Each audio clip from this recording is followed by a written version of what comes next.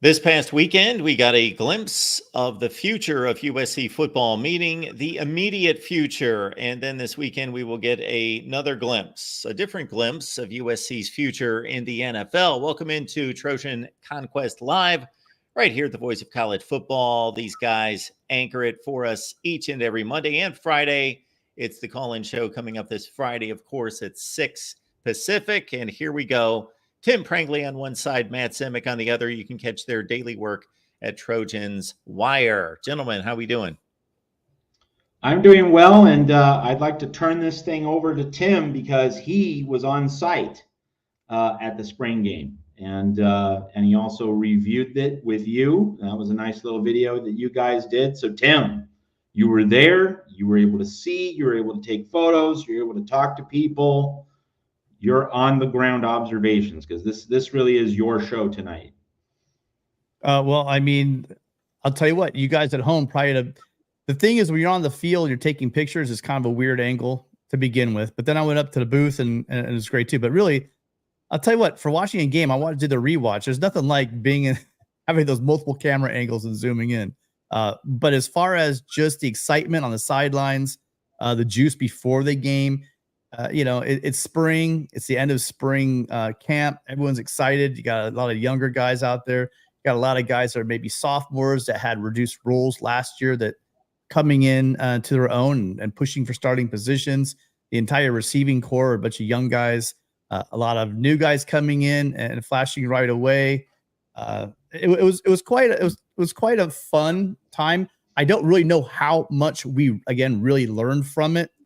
You're not going to really show a lot to you. Like Matt, you wrote about that didn't really not show much for LSU, in the game planning. You don't really want to show too much, but the defense does hop differently, look differently, step differently, walk differently. Everything about it just seems a lot more confident. And I will tell you that they've been talking about all consistency. I wrote about today in my article about the spring game. There have been a lot of themes. Physicality has been one of them, right? Getting bigger has been one of them. But really the one you've heard a lot and had a lot to do with the linebacker play and the defensive backs and the secondary was the fact they're looking for consistency. And that is one thing. If you're a USC fan and you're all out there, if you guys are here at this time of the year watching this, you are a true diehard. You know there were two things missing amongst others, but two main things missing. One, there was a lack of physicality on that defense. There's no other way to say it. Because of the size or because of just the aggressiveness, there was a lack of physicality going on the defense. Two was the consistency. You would see a great play flash. You see something really special happen. And then you would give up, like I talked about with you, Matt. With Mark, you give up a 70-yard wheel route to Vaki in the Utah game. And so it was, you wanted to pull your hair out. So we could focus on the interceptions, which were, again, Lincoln Riley said there was one bad pass. I tend to agree with him.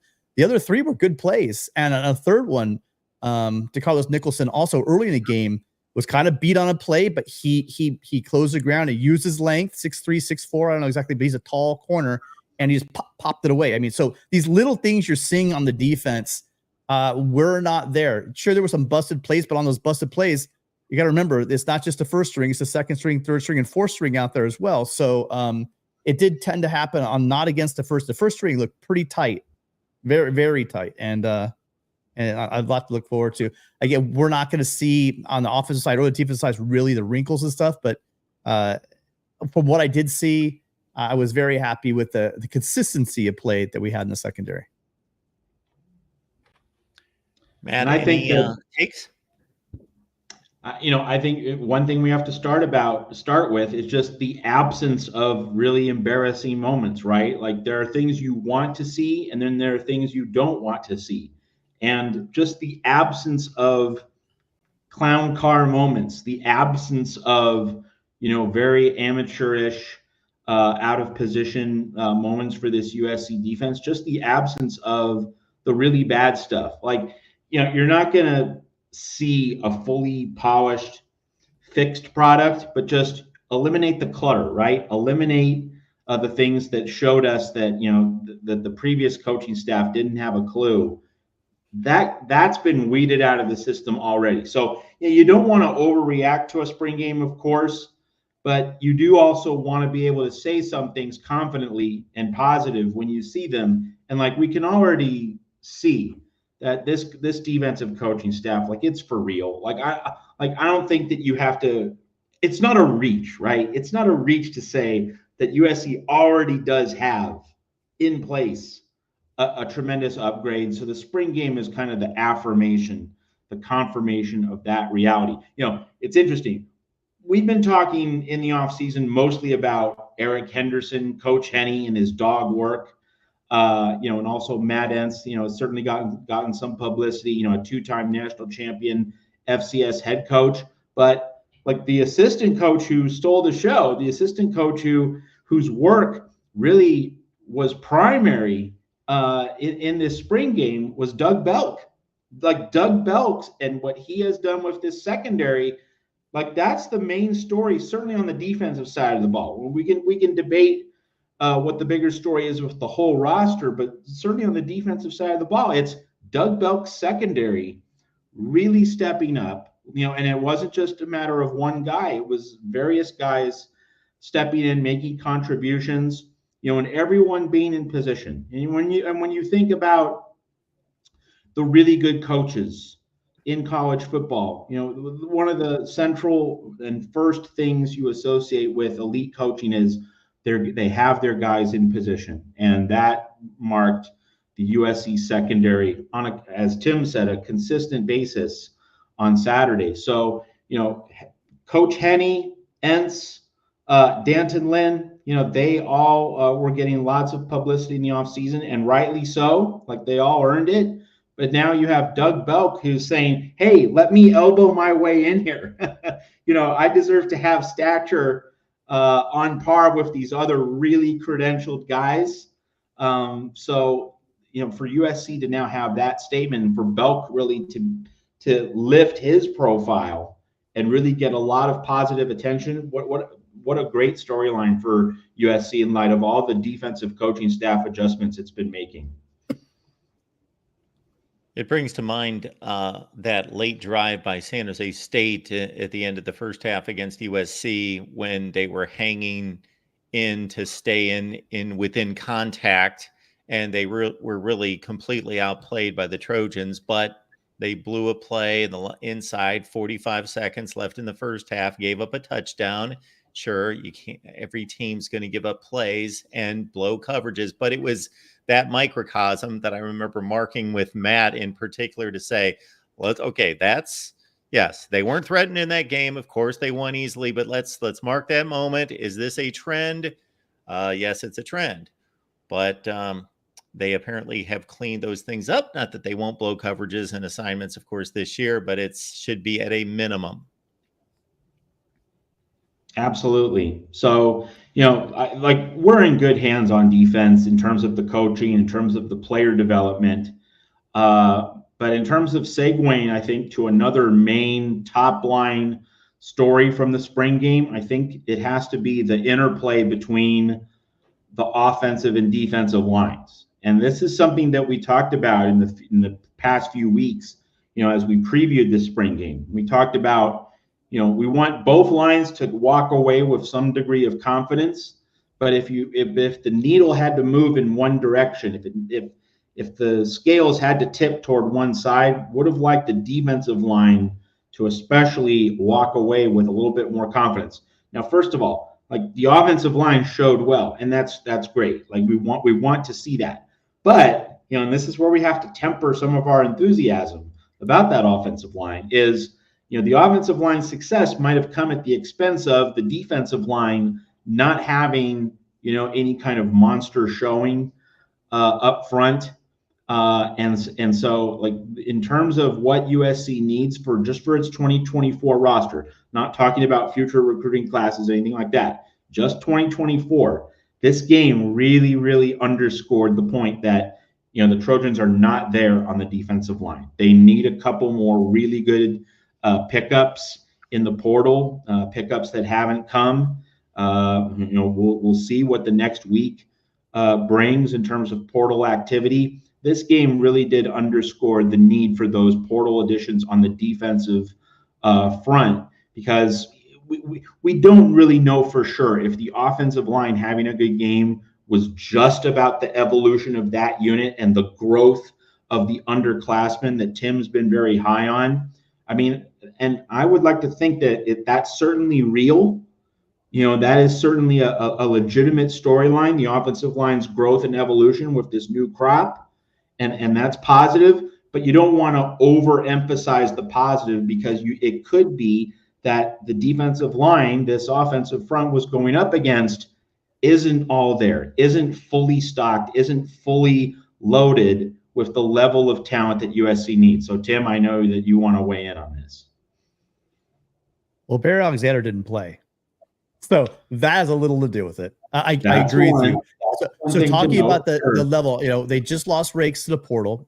They're talking about basically your two starting defensive tackles were not available for the game. So until they replace Rakes with another big run stuffing big guy, space eater, nose tackle in the middle, they had Kobe Pepe go out there, played well, but I think unless he turns it up a little bit, that's not going to bode well for USC. This year, I could be wrong. He played well, but I don't think I saw anything from that position that made me excited that hey, look, we got it solved. We got it figured out.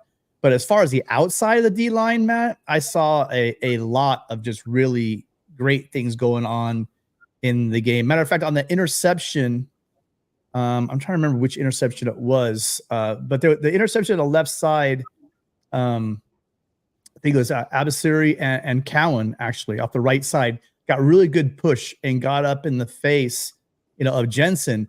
It was Maliki Crawford. And then the throw, it was like, wow, that was a really ill-advised throw.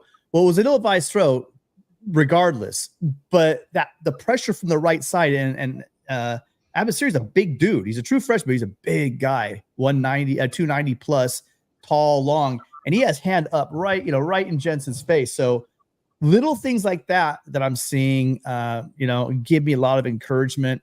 Again, true freshman Cowan, same thing. Lorenzo Cowan was in on that play, trying to get up the middle. So I don't know. I do know, of course, obviously going even before we lost Isaiah Rakes to the transfer portal, who, by the way, has found a home at Auburn. Even though they lost him, it does not, and also Bleedy, I think Bleedy was the guy from Indiana that people were going for. I think he's also going to end up at Auburn. That's a whole nother conversation we could have. I saw Gabe talking to the guys, Trojan Blade, in the chat about it, but it's not looking good. I mean, obviously there's still gonna be plenty of guys entering the portal, but they do have to fill. Even going in before we lost him, we needed 2. Now we need probably 2 or 3 big interior guys on defensive line going in. After watching our offensive tackles, I'm not so sure. We were talking about we needed a veteran. It looked good, but obviously we'll go back to that conversation we had about defensive line. Sure, you always want to shore up and get that one guy, that veteran tackle, maybe to be there. But I was going into the game, I was looking forward to seeing what kind of differences they would be making as far as on the outside. We knew the left side was going to be fine, but we talked about it. We wanted to see, what's Mason Murphy look like? Because we've been hearing from all of the the guys on the team, especially when they talked, they basically said, yeah, he's taken some strides. And Jonah Monheim is actually one of the guys. It was Jonah. Yeah, Jonah said, oh yeah, you were seeing a lot from him this year. And then he's a redshirt freshman, this would be his second year, Tobias Raymond. Guy's huge. I mean, I got pictures of it, Matt. I've got to show you. He's every part. He just looks like a tackle. I mean, he looks like an offensive tackle. Built strong, not a lot of bad weight, long, lanky. He put on like 40 or 50 pounds and it's a lot of really good weight. So I'm excited about that part of it. I do feel very confident about when I talked about Taulele, Banuelos, Noah, Raymond, and Page. I think that group is going to be something special at USC. We're going to see these guys grow up. None of them, except for Page, were really highly recruited, but I do think they all have the ability. And then losing Zanamel is fine, but Trader Saina, I think, Taga and Tanu, those guys again, they're going to be special as well. So I'm not really that worried about it. Obviously, the famous last words with defense, offensive tackles and having some injuries here or there, it can snowball on you. But I did like what I saw from Mason Murphy in that game. I really did. I was very happy to see that what the praise that he's been getting was well warranted from Jonah Monheim. Another former Trojan found a home this weekend. Romello Height to Georgia Tech. That was a commitment that caught a lot of people's eyes as well. He's in the portal for a while, though. We knew that was we knew he was gone. Sure. But yeah, it's I wish them all the best. All the Trojans to portal out. Yeah, you can't help but root for these guys, especially the guys that came here, got their degree from here. They're Trojans, and now they're just trying to get some film and going on. Some of them have working on master's degrees, and they're like, look, we're going to move on because we want to play football. And if there's not a spot here, you just got to wish them the best. All right, folks. Comments, questions, leave those in the chat. We appreciate the super chat contributions as well. And lock it in with Matt and Tim on a regular basis. Trojans Wire is the place to be. What's in store, Matt, this week with the NFL draft forthcoming? I mean, all eyes on Caleb Williams, of course. And, so he's going to be a Chicago Bear in Detroit. So, the Lion fans are going to be howling. We'll see if a viral moment emerges from that. But, in terms of, Caleb Williams is going to be the number one pick, and it's going to add to Lincoln Riley's storehouse of number one picks with Baker Mayfield and Kyler Murray. So that's certainly going to be a selling point to put USC front and center. But I think a really interesting story is, after Caleb Williams, how's the rest of the quarterback room going to look like at the draft? Drake May, JJ McCarthy's rise on the draft board, that's kind of caught me off guard. Jayden Daniels, and then of course Michael Penix and Bo Nix from the Pac-12. How are all of them going to line up? That's certainly going to be interesting because it's not just going to be Caleb Williams on an island. It's going to be how all of these different quarterbacks compare. And of course, we remember Mitch Trubisky, being taken several spots ahead of Patrick Mahomes. So, Caleb Williams, he's going to be taken several spots ahead of, various other quarterbacks. And if one of those other quarterbacks falls outside of the top 5, but does really, really well, and Caleb Williams struggles, it's going to be, Caleb Williams could be like the next Mitch Trubisky, the guy who was overrated and the guy who was taken at the top. Now, I don't think he's overrated, folks, just to be clear. But that's going to be part of the story on draft night is where the other quarterbacks stack up to Caleb, and it's going to create the template for the conversation points that are going to greet us in this 2024 NFL season. But beyond that, I mean, I'm really interested in, and this is not going to happen on Thursday, right? This is going to be more of a day 2 and a day 3 thing. But where do USC's other players go? The player I've been really interested in all along, and I've mentioned his name multiple times here at the Voice of College Football, is Taj Washington. I'm not going to call him the next Amon-Ra St. Brown, but I do think that like Amon-Ra St. Brown, he's going to bring value to an NFL team if used in the right way, if brought into a system where he can thrive. I think that he can have a very promising career as a possession guy, a third down guy. And, whereas St. Brown fell to day 3 in the 4th round, and the Lions gleefully scooped him up with one of the steals of that draft a few years ago, I would like to see Taj Washington be a late day 2 pick, in the back end of the 3rd round. I really think he's earned that. I think he's that good. Really will want to see Taj Washington be a day 2 pick. And then the other main storyline for USC, once you get past the offensive side of the ball, is, for Kalen Bullock and the other defensive prospects. They suffered because of Alex Grinch's coaching. They suffered because USC had an overly complicated scheme and the Trojans were soft.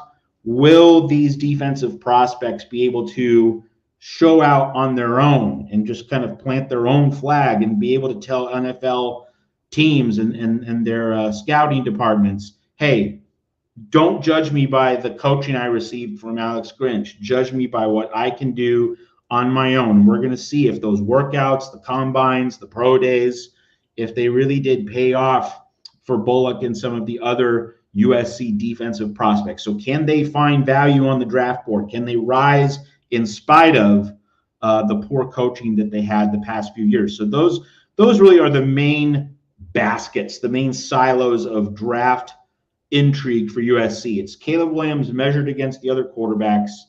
Can Taj Washington be more valued on the draft board than Amon-Ra St. Brown? And then can the defensive prospects rise on the board and overcome the Alex Grinch factor? Those are the three main stories for USC at the NFL draft. I'll be dead honest, Matt. I really haven't been paying attention. I mean, I do know that Caleb and Daniels, are going to go high, and Drake May. But what about a guy like Marshawn Lloyd? I mean, I know that running backs generally, it's not a highly sought after position, but he seemed to me like a guy, good hands, strong, good blocker. What are his prospects in the draft? He's been labeled a mid-round selection. I think that if he can go on day 2, Friday, he would be happy, and I think that would be a reasonably good position for him to land on. In terms of the NFL draft grades, that the Dane Bruglers and the Daniel Jeremiahs, the Lance Zierleins, the people who just go through the whole compendium and study everyone on film. Marshawn Lloyd graded out better than the other non-Caleb Williams USC prospects. So, that should translate into a day 2 selection. Maybe if he can go in the second round, I think that would be a tremendous result, but at least in the third round for sure. If Marshawn Lloyd's still on the board on Saturday for day 3, that would certainly rate it as a disappointment for him, no question. Because I am looking at 16 Trojans that showed up at Pro Day. Now, obviously, those are anyone that could possibly have a pipe dream of reaching the NFL. And of course, they want to put those measurements out there, not necessarily just for the draft, but some of them for a possible phone call after the NFL draft and free agency. He was the first person I was going to ask about before Tim jumped in there. And he's the most accomplished Brendan Rice to a certain extent in regards to college production, which of course doesn't always translate and is not the first bullet point for NFL scouts. I think the fact that Lloyd got so much work and got such a long look from the USC staff last year, like that should bode well for him on draft night, particularly on Friday, day 2. That it's not as though he was, he wasn't a niche role player. He was the lead dog, much as Travis Dye was the year before in 2022. And so, seeing not just that Lloyd was productive, but that he took a pounding, he was a workhorse, that should work in his favor in terms of getting a day 2 selection. Good point made here by Gerardo, because we do have about 130 watching on YouTube. We've got about 220 watching total when we include Twitter, X, as it were. And please, those folks on X, consider if you want to join the conversation, get into it with other USC fans, other college football fans. The place to be is here on YouTube, where you can join the chat. But we do appreciate you watching on any platform. But the likes total is a little bit down, and we believe, we trust that you like what we deliver here at the Voice of College Football a little bit more than that. So please hit the like button. It takes just a split second. I'm guessing that Slap Happy has hit the like button. Slap Happy is in the house. We better not suck this year. Fight on. I want a t-shirt, Slap. You get that t-shirt, I'll buy it. You let me know. We better not suck this year. Fight on. I would buy that shirt. And if while you're at it, if you're going to hit the like button, might as well hit subscribe, you guys, for more content, something like this. We got a great USC football community, plenty of great channels. I'll tell you what, back in the days in the 90s, when I was trying to follow the Trojans in the dark, Hall Hackett years, I was dying for any kind of content. So I get some press telegrams clippings here, some Lee Hacksaw Hamilton, maybe once in a while even some Jim Rome SC talk. But now you guys got it made with all the different content makers out there. You got Trojan Blade with Gabe in the chat here. I saw all the guys that light the torch. You got USCJ, and then you got us. And when we're on at least 2 times a week. So, and then also you can find Matt and myself as always on. Well, actually, no, you can see Matt because I've been slacking a little bit, but every day Matt's always there. But I'll be on Trojan's Wire a lot more now that things get a little more settled down at school for me. So look for a lot more content there as well. Tim, if you make the request, hit up our buddy Joey Foster. We've got the merch store, and there it is. And he will make up just about anything possible. Now, we do have a USC. There it is. Tim is the walking billboard for us. Thank you for that, Tim. So there it is, Voice of College Football. I'm going to leave the link there in the chat, and we will continue to talk football, of course. Allow us our promo from time to time. All right. We also have our buddy Jeff chiming in. I'm broke. Well, Jeff, hopefully better days are ahead. Hang on a minute. Jeff's not broke because this man is single-handedly supporting every Trojan YouTube channel out there that I'm aware of. Again, I can't remember last time I went to an SC show, and I go to a lot of them, and I did not see Jeff in there, and I did not see Jeff donating. Jeff, you are one of the best supporters of the entire community. I can definitely speak for this channel, and we really appreciate you being here. Absolutely. And just to back that up, Jeff coming back, super stickers, got nothing to say this time. He's standing on I'm broke, but he's going to multiply that investment by about 5 or 6 times. Appreciate that, Jeff. All right. So Tim, like talking to people, either those who cover USC or those who follow USC, were you able to have any interesting behind the scenes, behind the ropes conversations at the spring game? Inquiring minds want to know. Some of them, yeah, but a lot of it was like stuff I probably don't want to repeat. But just the general conversations that it seemed very positive. It is spring, right? Hope springs eternal. I did hear some concerns about the quarterback play again. You got to remember these defenses are sitting on a lot of routes. You guys, they're watching, and vice versa. The quarterbacks and the offense, they're looking at the coverages and they know that stuff too. So really, what we're seeing in the spring game, it could flare either way. But what you can't do, again, like I said, is a true freshman Marcellus Williams, absolutely playing just great football. And then Prophet Brown also getting a lot of praise. And then this is the first time I got to see DeCarlos Nichols. I've seen him in some position drills like that, but I hadn't seen him actually out there. He is every bit that length in the secondary for USC is something special. It's a stark difference, not just the height, but also just the size of some of these guys. Really, really interesting to see. You could definitely tell that they're trained up by Belk. Guys, guys are turning around, tracking the ball, turning their hips, everything. The technically sound secondary. It looked really, really nice to see. Linebackers were out there flashing. I did like what I saw as far as from running. This is the first time I've seen a lot of Amarian Peterson. We've seen Quentin Joyner a little bit last year, but we really got a good look at just how hard Peterson could run.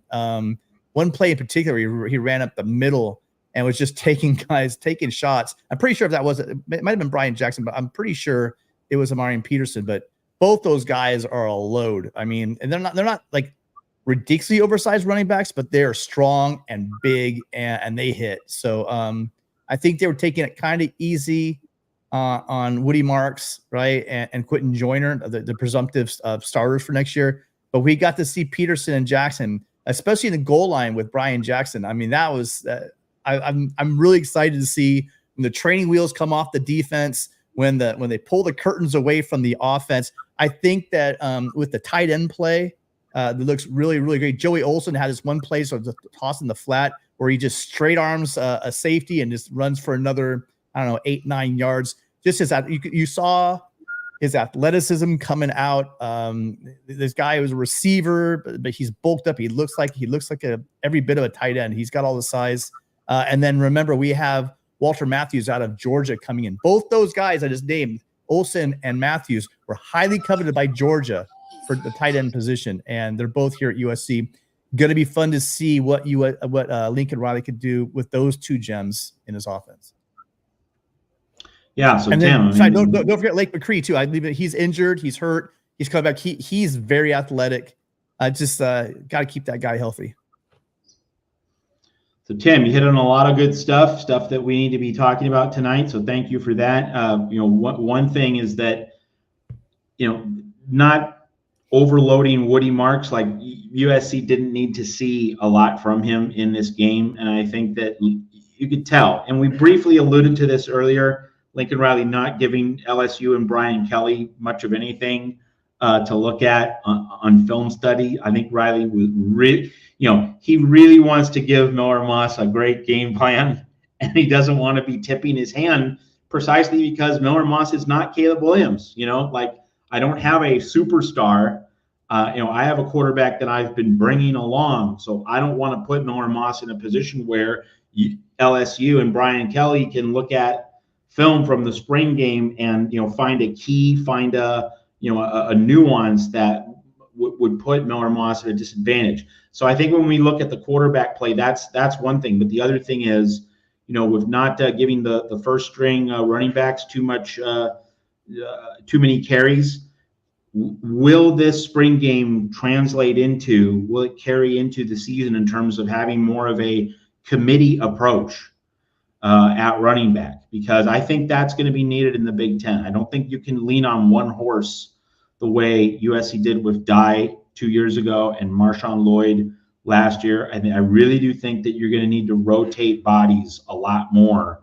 And so hopefully the spring game was a harbinger in that regard. Hopefully it was an indicator of USC and Lincoln Riley mixing up the running back room a lot more. So those are some worthwhile points to kick around.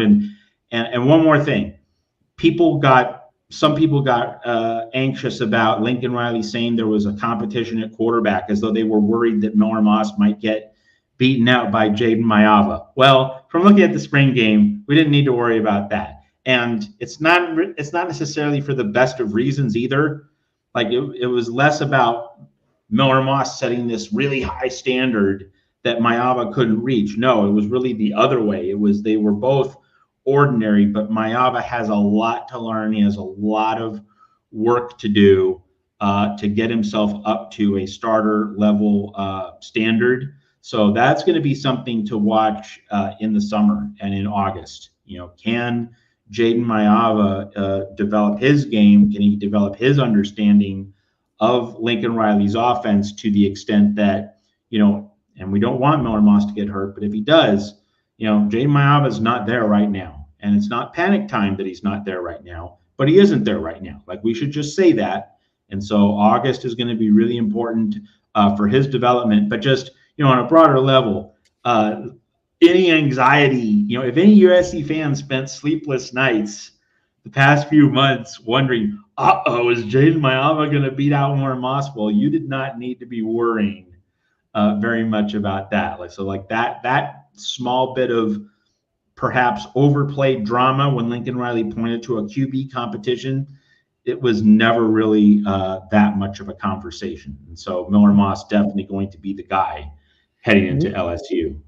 Well, we had talked about that, and I think you agree with me. I said it's going to be a situation where, Miller's the champ, especially coming off that Holiday Bowl, and Maiava would have to come in and just, figuratively knock him out. I mean, it could not be a decision. It couldn't be. You can't leave it up, to not sure, because One, the experience. Now, the funny thing is Maiava has more experience, game experience than Miller, but three springs, 2 seasons with Lincoln Riley is invaluable in Riley's offense. So obviously that's going to pay, huge dividends for giving him an advantage. But Lincoln Riley, did say, and at the post game, someone asked him the question, and he kind of offered up. He didn't really wasn't asked directly the question. He said, "Hey, look, if we're right now, if you're asking me a starter, it's Miller." He says, but he said that Maiava's making huge strides. He's learning very quickly, and you can see it. You can see Maiava's kind of big, like everything they said he was. Big arm, big guy, mobile. You can see a lot of the positives that Lincoln had in him, why he brought him over from UNLV. But you could also see some of the mistakes. One of the bad throws he had when he threw the inside to get that ball, the very first interception. He's gonna have time. Remember, he just started in the system. He just started with Lincoln Riley and Heward. So they're gonna have the whole summer to do PRPs, and then they're gonna move into fall camp. And this will not be the same kind of I would imagine, Matt, that this competition would tighten up as it goes. But again, I do think that Miller has such a great lead, is such a great leader, has proven that he can do it on the big stage, and for so many other intangibles that he's going to be the guy to start.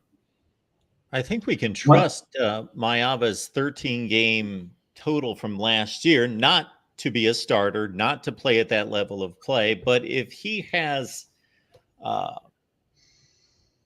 some, wherewithal, determination to improve and takes the coaching, he should be a better quarterback this year than he was last year. And if you look at what he produced against Mountain West competition, with a couple games against Power 5, just a couple reps against Michigan, 5 of 7, 68 yards. So nothing to take from there against most likely the best defense in the country, and closing out on a 24 of 35 for 291, did throw 2 picks, but 3 touchdowns against Kansas. Then everything else aside from Vandy, which we can throw them in the group of 5 from from an operational standpoint, he didn't have any true clunkers. He also did not have high watermark games. Everything's pretty much in that decent performance from a stat line comparison, that you got to think that 13 games, if he needs to come in and play, that he's going to represent himself pretty well. Yeah, he's not brand new, and I, like you said, for a true freshman, not having any insane games, but no clunkers. That's really kind of what you probably want to see out of a freshman campaign. That you're going to go up there, you're going to produce, and you're not going to have too many mistakes. I'll confess, I have not watched a lot of his past games, but I have talked to people that have, and they said that they could definitely see what his ceiling can be, but that it play sometimes some of the throws he's making, some of the decisions he does make clearly show that he's a freshman and he's still growing. So I think that it's a great backup option, I think, for this year. And who knows, him having maybe at the same time next year, we're talking now he has 2 springs under his belt, and he's played as a backup for the entire season, and to be going to his second full year with Lincoln Riley, we can reevaluate him then. But I agree with both of you guys. Having him as a backup is a really nice luxury to have. I think one other thing to note is just that Miller Moss, he didn't light up the spring game the way Caleb Williams did a year ago, or 2 years ago rather, the 2022 spring game. But Miller Moss, I saw the videos of the press conferences, the media availabilities after the spring game. Like, Miller Moss is not worried about how this spring game went. You can tell that he has that tunnel vision focus on LSU. You can tell that he's really into leading this team and leading this offense, and that he's focused on the long view, and that he's not going to get too wrapped up in a spring game where, once more, Lincoln Riley did not try to be particularly complicated or adventurous, And I think with Miller Moss, having familiarity within this offense and being the leader of this offense, like Miller Moss created the vibe of, hey, I got this. Now, I will reemphasize the point that one really great Holiday Bowl performance doesn't mean that, Miller Moss has it made and USC is going to cook in 2024. Like I'm not of the view that Miller Moss is definitely going to crush it this year. But seeing Miller Moss, the way he carries himself, the way he leads this USC offense, the way he speaks as a guy who has total command of and trust within the locker room, I'm also not going to worry about this spring game either. I'm not going to overreact negatively to Miller Moss. But I don't think this is a slam dunk success story in the making, but I'm also not going to put any real stock in what we saw at a spring game in which there were a lot of interceptions thrown. I'm not going to, kind of bail out or scramble in that direction either. Well, and one of the interesting things actually at that press conference you talked about, I asked Miller, I said, you're in like a really unique position to answer this question about what's the biggest difference you've seen from your perspective from last year's defense to this year's defense. And you can see him kind of sit there for a couple of seconds. And he basically said, well, a lot of the wide open guys and throws that aren't there anymore. So maybe 2 years ago when Caleb was feasting on that secondary, maybe that's probably a big reason for it, is that Doug Belk and Danton Lynn have tightened up a lot of those gigantic broken coverages that were happening left, right, and center at USC recently. And hey, listen, even though I'm pretty sure this guy is an Arizona fan, I think, Mark, you probably would know him better than me. But what's it? Hey, thank you for being here. But the reason why I have him on is because so he's the first Twitter comment I think I've seen. We've done this for a couple of days now. So thank you, Andrew, for being here on Twitter, and thank you for commenting. Guys on Twitter, bring those comments. I'm not sure if Andrew has watched USC football the last couple of years, but yes, we're blaming the coaching for the defense the last couple of years because it was very obvious that they were lacking issues on some of the position coaching and some of and the defensive coordinator. Yes, there were some serious issues there, but still good enough to beat Arizona. So hide your ears, Adam Lamparello. Well, Adam hates it when I blame the coaching, but I do. Well, based on my interactions with Andrew, he is not. I know fan is short for fanatic, but I think we are understanding when we say fan, we typically don't quite mean fanatic. Well, he is the full spelling of the original word. He's like the Arizona version of the Michael Notre Dame guy, who both of them used to bomb my DMs mad. I'm like, hey, can I go to sleep now? Because I'm over this conversation. But Gabe asked a good question. You guys, I don't know if you watched the game, Mark, but Matt, what are your thoughts on Eric Gentry versus Mason Cobb battle for the other linebacker spot on the field with Easton Mascarenas Arnold? Well, Mason Cobb got slightly injured in this game, and so it's not going to affect his availability for August, but just in terms of who's operating at full strength right now and who seems to be tougher, more rugged in that position, I would give the edge to Eric Gentry.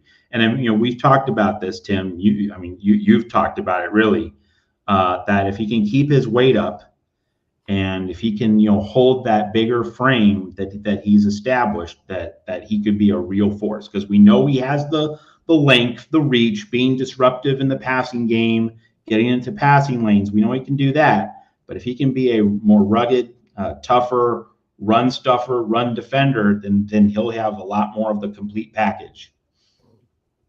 So here's my point on both of those guys. They both, Gentry was I believe a freshman All-American. Is that right? I can't remember, but but anyway, but he came in and then he played well when he was, but the thing with Eric is, he's had trouble staying healthy throughout the season. Part of that might be his size, possibly, but he hits. Again, he hits hard. So that's part. So maybe that he's put on some weight. He still continues to struggle with it, but he continues to put on weight. And then with Mason Cobb was an all Big 12 performer.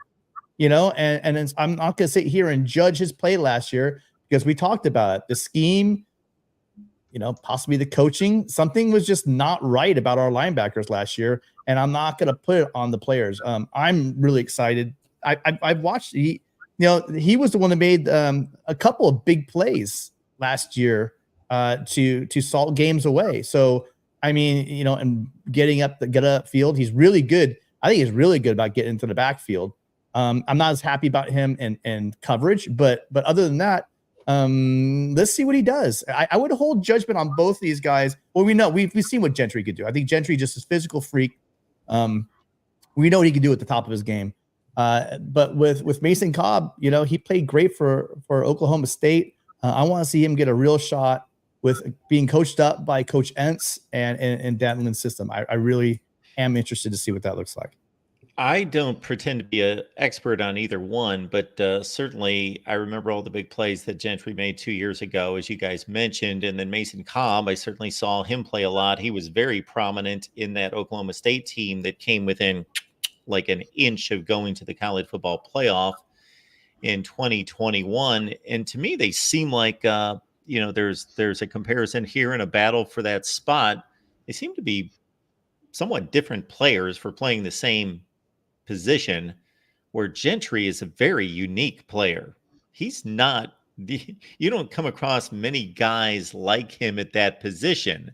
Now, the only downside is the microcosm of being a couple Utah plays in the Pac-12 championship game where he just ran into the wrong dude, running the wrong way with the wrong lean or momentum, and he just got squashed. But other than those couple occurrences during the season, boy, the athleticism, the range, he plays like a small forward out there. Just guys can't throw around him. They can't get around him. He's reaching out, grabbing dudes by the shoulder and throwing them down.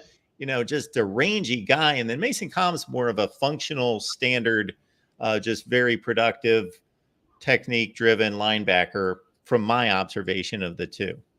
And I think he's going to get both of them are going to play a lot better and being able to play aggressive and downhill in this defense.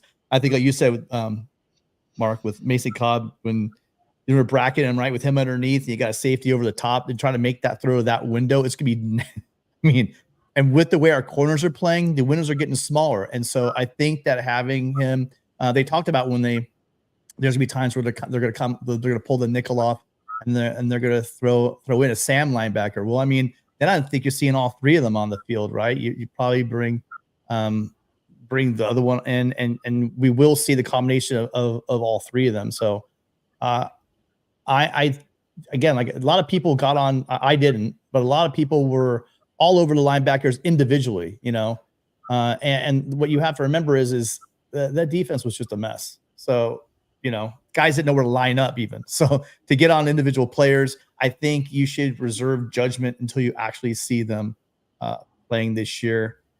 Thank you so much, Gary. This is Gary from Dana Point for the $10 super sticker. Thank you, Gary. Again, talking about supporters of the show. Definitely one of the top supporters of the call-in show for sure. Look forward to your calls every week. And you're here every week as well. And then Slap Happy coming back at it again. I guess just shout out to Jeff Rodriguez, which is a good opportunity. It's your $5. You shout out who you want to shout out. I like Jeff's call. That's a good idea.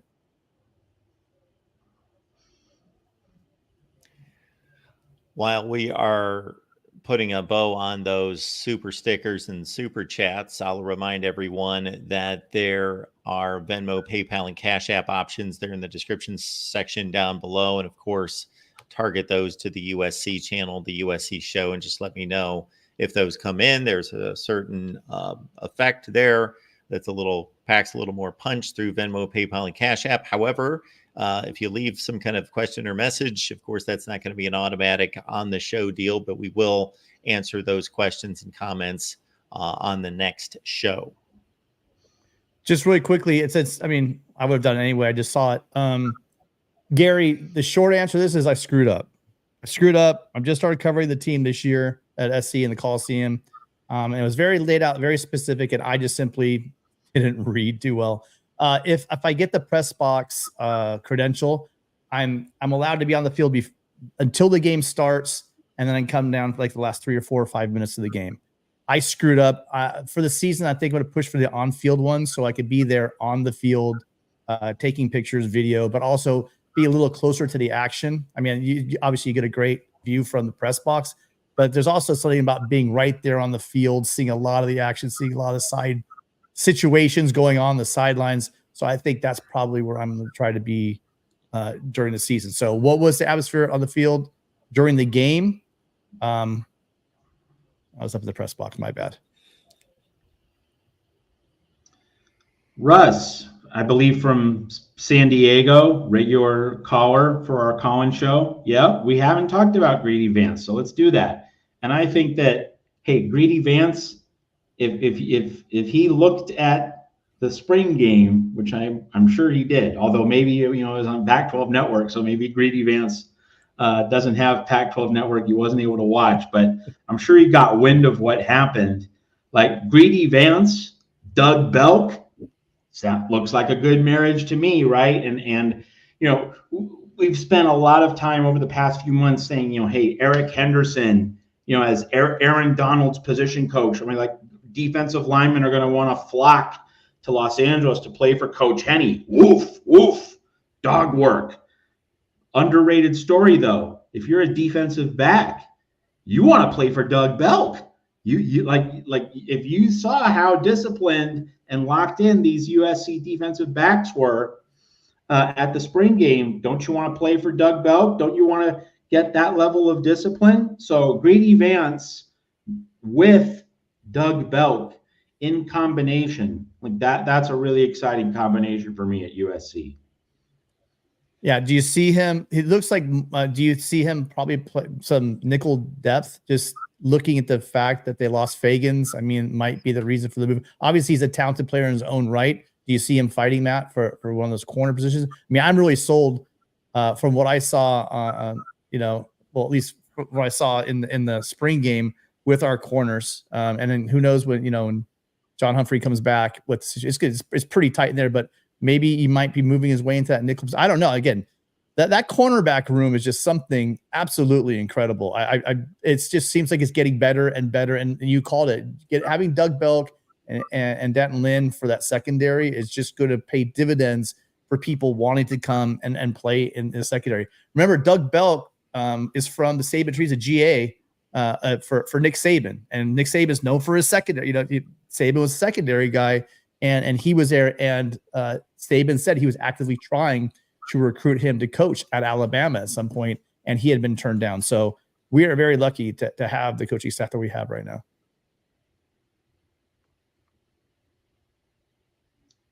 So this is notable, and that just has to mean that Greedy Vance had to, looking at what he was taking in, and he had to say, you know what, I probably made a really good choice joining this secondary. I have some really great pictures I won't be able to publish until he signs, because you can't. USC has kind of a very tight rule on showing pictures of prospective student athletes that are at games, they're on campus. They have a very strict rule. Apparently, that the other schools do allow it, but I got some great pictures of him talking, at midfield with Lincoln Riley, and again, when he signs, which should be pretty soon, right? Because he's a 25 transfer. So as soon as that happens, I got some really great pictures. Athlon Sports is taking its shot at USC and the crowd that showed up for the game. I see. I won't take a shot at USC. USC's done everything to get a crowd there. I'll take a shot at our fans. You know who you are out there. Why not? I mean, was it too expensive being free? Maybe what, $30 for parking. So you could have brought the whole family to a football game for $30. I know it's tough. I mean, again, there's a soccer game going on. There's a bunch of stuff. There was a Dodger game.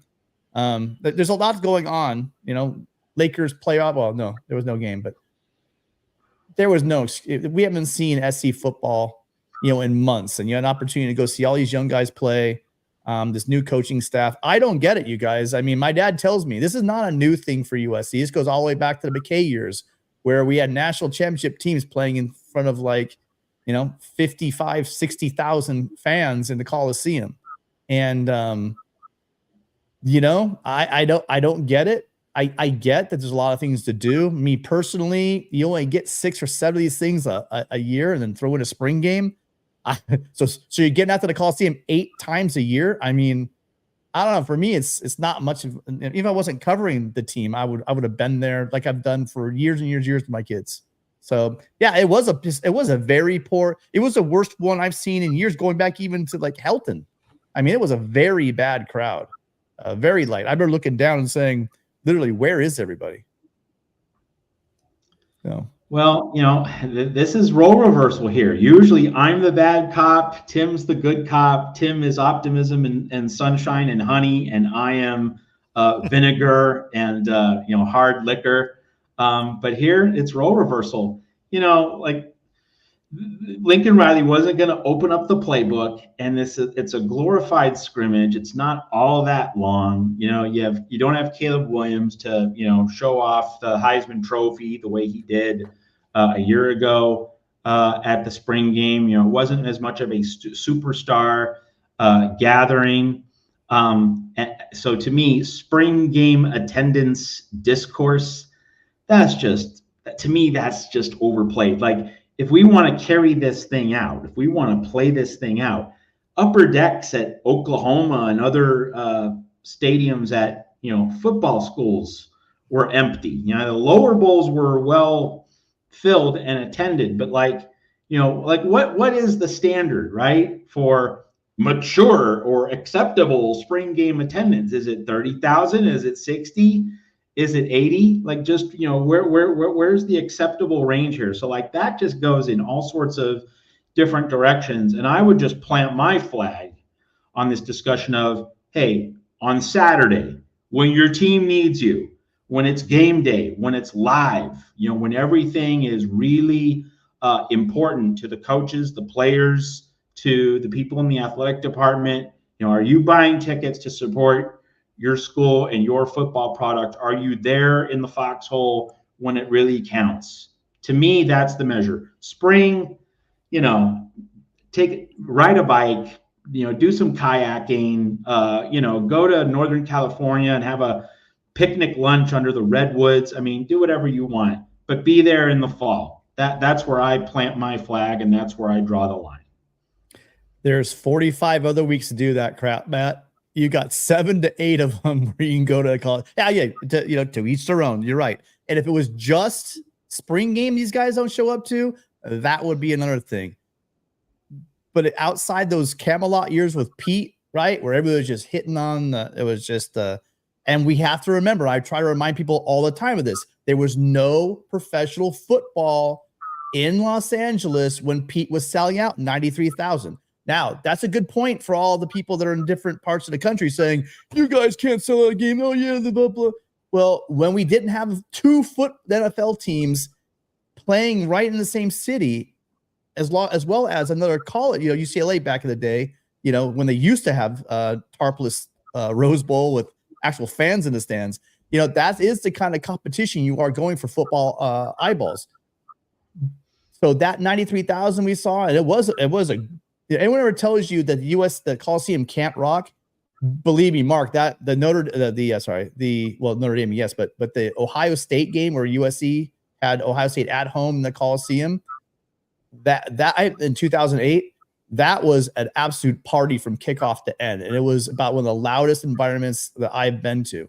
Not quite as loud as that Cal game where they stood up Aaron Rodgers at the goal line, or the '96 USC Notre Dame game in overtime, the Cusano game. Those were the loudest Coliseum games, but a lot of those SC games were really, really loud during those years. So it can be that, but we know that, LAFC is right on their side of the parking lot. Then you have the Rams, you have the Chargers, and then often you have other teams playing. But it can be that, and we've seen it. So that's the big thing to remember. But when it was that way, we didn't have 2 NFL teams in town. I've had people tell me that, with the Rams and the Chargers, both in Los Angeles, that, there's a lot of competition for your dollar. And, on a certain fundamental structural level, I get that. But Los Angeles is a really big metro area. And the idea that, those 30,000, so if you have like 60,000 attending a USC game instead of the sellout crowd of 79, the idea that those 19,000 fans that aren't showing up to provide a capacity crowd, not all of those 19,000 fans are rabid Rams or Chargers fans. USC is the football attraction. It's been the mainstay. The NFL has come and gone, but USC's been the thing in Los Angeles. And I just have to ask, as kind of a rhetorical question, it's not as though, Rutgers football or Army football are dominate the attention of the people in the New York metropolitan area. We don't have that conversation. People don't talk about the Illini and Northwestern in terms of the Chicago metropolitan area and they're saving their dollars for the Bears. We don't have those conversations in New York and Chicago. Why do we get this conversation in Los Angeles? You should be able to fill the Coliseum, especially since it now is just 79,000, down from, the mid 90s capacity that it was. Let's remember, we give UCLA grief, and I would add rightly so, about putting the tarps so that over seats so that USC fans can't attend that game. But if we're going to do that, then yes, we should be expecting USC fans to fill every seat at the Coliseum on every Saturday game day. And the idea that, it's the Rams, it's the Chargers. Come on, you really value the Rams and the Chargers as much as USC? Really? So, I've never really bought that particular line, even though I can conceptually understand it. Come on, you're USC and you have Lincoln Riley as your head coach.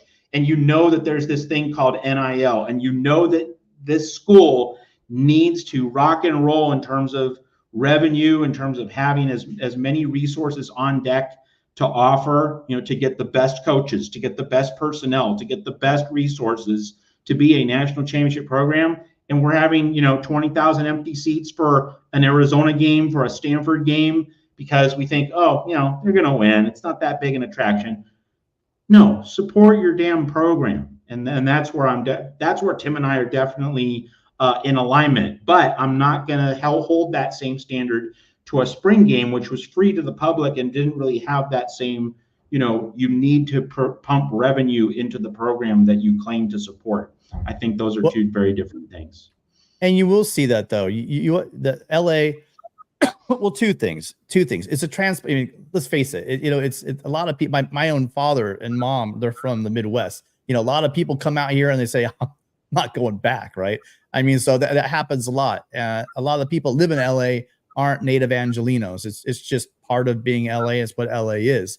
But they will support winners. Think about, remember Chick Hearn, 17,505. They would sell out every league. Why?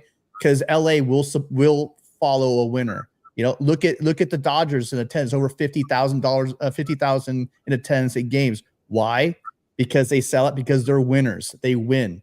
If USC returns to the winning ways, it might not be 93,000 because it doesn't have a capacity of 93,000 anymore. But I'd like to see what USC could push if Lincoln Riley gets this thing rolling and they start putting together 11-win seasons, maybe a national championship here or there. Then you might see those numbers push towards 78,000.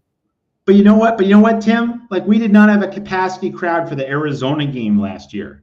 And USC was coming off an 11-win season in 2022. And USC was unbeaten when it took the field for that Arizona game. And yet you had over 10,000 empties in the Coliseum. So and yes, I know that USC didn't look like an elite team even when it got off to the 5-0 start last season, but still, like USC was winning ball games. You had Lincoln Riley as the coach, you had Caleb Williams as a quarterback.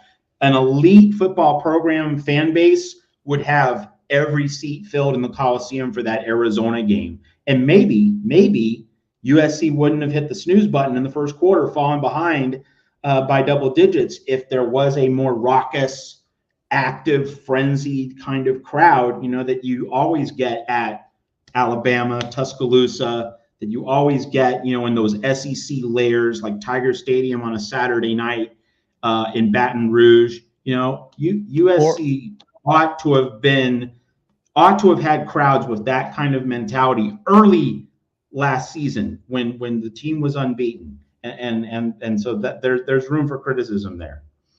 Notre Dame. And there's a reason why USC's record on the road against Notre Dame is so poor, because they had that people. I mean, I know again, we're here. It's April. I know none of you guys are casuals. You get how much a crowd means to a defense. I mean, I know that you guys do understand that, and that's the kind of thing, that kind of advantage that you want in these close games. And there will be a number of close games at home, probably this year. Penn State at home this year, where you have the crowd behind you. Listen, go take a look at those whiteout games, right, in Happy Valley. Take a look at what that looks like, and then look at a game, in the Coliseum, your typical average game at USC on third down, on first down, starting in the third quarter, starting from the kickoff, right? Whereas, maybe on some big third downs in the fourth quarter, we can get some noise going of the 60,000 people in attendance. But imagine that Coliseum packed with rabid fans on their feet, screaming from kickoff to the gun sound, by the end of the game, right? I mean, that's the kind of atmosphere that a number, like you named, the teams like in Alabama, LSU, right? LSU is known for their home advantage. Clemson, these schools where have really big advantages. The horseshoe, Mark, going in there, that was one of the craziest of the whole world, was when the horseshoe was just screaming and screaming and screaming at the end of that game in 2009. And then all of a sudden, boom, you could have heard a pin drop. But before that touchdown scored, it was so damn loud in that place. You got to go to a silent count. That's what you need at USC for home games. And that's why it's disappointing to see this spring attendance, because I think it's just a bigger symptom of the apathy. And you got to see it in Lincoln Riley's face. He's brought up a number of times that I want you guys to get out here, support us. I mean, he said that, and he understands how important that is. So you guys, as this team turns around, they're putting the investment, putting the coaches in there, they're getting the recruiting. Now it's your turn to step up, buy those tickets to show up at the games. I would say roughly, with a quick scan through the Big Ten and the SEC, that 2/3 of the programs are playing to sold out or near sellouts, packed stadiums, rabid fan bases every week. I'm going to cut it somewhat down the middle between the two of you, who seem to align when it comes to the regular season. And then there's a disparity on this spring game attendance. So I brought it up because it was on several media sites about the spring game attendance. Like Matt, I don't think it matters. It doesn't matter. But like Tim, I do understand. So, for example, living in Connecticut, raising my son, big sports fan, NFL fan, we would go back to Ohio each summer to visit family. I'd take him to Cleveland Browns training camp. It's almost a similar experience to going to a spring game where, are you watching football? No, but you're going around and you're watching 7-on-7 drills and special teams over here and guys hitting the sleds over here. And it's a more personal type, intimate event to get to see the players up close. And it's the same type of experience. And we always enjoyed doing that. And I've been to some other NFL camps. So it is kind of, when you put it in the context, because I know that the places like Tuscaloosa, Alabama, and Norman, Oklahoma make the argument, well, our stadiums are full every week, regardless of how good our teams are. We're rabid. And then the USCs of the world, and there aren't many, but that have more metropolitan, cosmopolitan life surrounding them, say, hey, well, People are going to the beach. They're going to the mountains. They're going here. They're going there. They have all these options. Okay. I do understand that. I do think that's valid unless if you're really a football fan, then you're watching football on Saturday because you can do that on Sunday. You can do it on Friday night. You can do it throughout the summer. And if you're not truly a football fan, if it's just one of many interests you have, that's fine. Absolutely. But don't call yourself a diehard football fan if you're at the beach on a Saturday after. You're not a diehard football fan if you can do that all the time. Yeah. On the other hand, one final point would be that USC, like Miami, like few others in college football, are drawing from a massive population base. So to compare 80, 90,000 at the LA Coliseum versus 100,000 in Happy Valley, where they're just surrounded by mountains, nothing, hills, just no people off campus. There's just nothing. People are they're drawing the entire campus, plus people are driving from all over Pennsylvania and elsewhere to get to Happy Valley to fill that stadium. So I think both arguments are valid in terms of we've got so much to do. That's why people don't go to football games versus, well, they're actually drawing 100,000 people from 100,000 people wherever they're coming from. Well, it's true, but it's either go to the Oklahoma game or go to Applebee's. There's not many options to do. I understand that, but they're drawing from far less people, not even close the population. But I mean, I kind of went into live in Norman, Oklahoma. There are also geographical differences. I mean, let's just keep it what it is. In California, what percentage of people are actual diehard football fans? I'd say a lot of the diehard football fans are transplants that came from other parts of the country. I mean, don't get me wrong. There's a huge, but it's not like millions and millions and millions of college football fans are in the area. The majority of the people in LA aren't college football fans of the football fans. They're NFL fans. And I get both your points, but there's millions of them. Then explain to me why. You tell me why they're not coming. I'm saying because one, this conversation is as old as time, but it's not because USC's not historically put dominant football teams with a good product on the field. That's simply not that. We all know that's not true. It literally has to be all of these reasons, right? The Absolutely. Demographics, the competition with the different sports, professional and college within the area. And then on top of that, it's Southern California where even in December you could be on the beach. So I mean, there are so many different things to choose from. I don't think it has to do with anything also with the type of fans, because I'll put our top 50,000 fans against any top 50,000 fans the rest of the country. I mean, it's not even about that. It's not like USC doesn't have diehard fans. Believe me, they absolutely do. I just think that the idea of, well, there's so many people there must be a massive amount of college football fans. And clearly, you guys, there's not. Otherwise, that place would be full. I think that the main thing to land on as we wind down our show is this. And I'm not talking to the people in the chat here at the Voice of College Football. This is more for people who might happen on us, when they watch the replay on YouTube. When they look at this link and they might be watching this in July or August, whatever. My thing would be this. If you think that USC, or it could be any other program, Penn State, Wisconsin, Alabama, LSU, Oklahoma, whatever. Like if you think if your program should be doing more in NIL, if you think that your program should be at a national championship or college football playoff standard, if you think that your program needs more resources and isn't getting them, if you think that, people need to be supporting your program, if you're that kind of fan, or if you're that kind of person, and your emotional investment in your program, your team is, pretty substantial, like the way Andrew Pinto is for Arizona Wildcat football. If you carry yourself and if you make statements either on the internet or other public forums with that level of urgency and that level of consistency, you need to be at a spring game.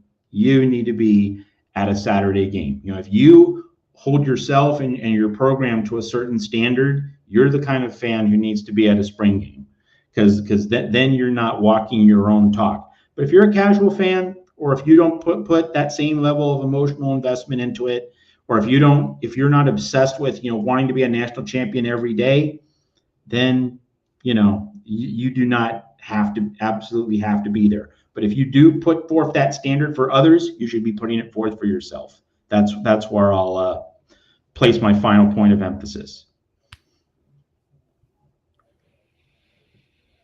We appreciate everyone here, diehard or otherwise, and I believe we're basically majoring on the diehard side here, of course, at the Voice of College Football at the end of April, talking USC football on Monday and Friday nights with these two. Slap Happy. We don't want to change your habits, Slap Happy. This excludes you. You keep supporting us. We love it. Yeah. All right, folks. Again, every day with Matt and Tim at Trojans Wire, NFL draft, everything going on with USC football. Yes, Tim, you had something? No, I'm good. Just I'm excited. It's not even September yet, but yeah, I know. See, here's the thing. I'm with you. I saw, although there wasn't a big number, the people I did see are the fans we're talking about. Like I said, I'll put our base, because that's really what it is over the years, what I've seen. Our base of 50,000 fans that show up almost hell or high water, except for when the Helton experiment went into its nadir and nobody could even breathe in the Coliseum. USC year in, year out has 50,000 diehard fans, and then you fluctuate 20-ish thousand fans that show up if USC's is really competitive. But those 50,000 fans that that come into the Coliseum every year, and you know who you are, and most likely made up most of the chat here. I'll put our 50,000 up against any 50,000 in the country, period. And the fact that there are so many options for you to be a Trojan or to be a Dodger, you know, we are the town of championships. I mean, we just are. You look at what LA is. There's very few places like LA for everything that it has. Championships, you know, obviously New York can say that Boston has their fair share, but LA is right there as well. Can't really say that about Chicago. I thought you were making some sort of proclamation there for a second, Tim. I was about to challenge that, but anyway, for another day. So you're telling. Oh, I mean, listen, we are the town of the Lakers. We are the town of the Dodgers. Put those two on the map anywhere, and that's something to be proud of. USC 11 national championships. I mean, there aren't many places that could boast that. New York, Boston, who else? Absolutely. Okay, everyone, we appreciate you being here at the Voice of College Football. And if there are truly, as Tim states, 50,000 hardcore USC fans, then we should have 50,000 views on these videos. That's the math I'm doing. They just got to find us, Matt and Mark. We'll get the word out, and then we'll get those 50,000. And hey, Slap Happy, you want your Juju update? You're telling me that he was at Colorado again. So like you provided your own Juju update, Slap Happy. The last Juju update I have is him on video at a recent camp saying, "Fight on, class of 2025." So there's a lot of smoke out there. A lot of people talking certain schools in the South, but I'm still feeling fairly confident. You're welcome, Slap Happy, and thanks for all your support. Absolutely. Friday with these two, 9 Eastern, 6 p.m. where it counts there on the Pacific Coast. And in the meanwhile, Trojans Wire every day. See you next time right here at the Voice of College Football.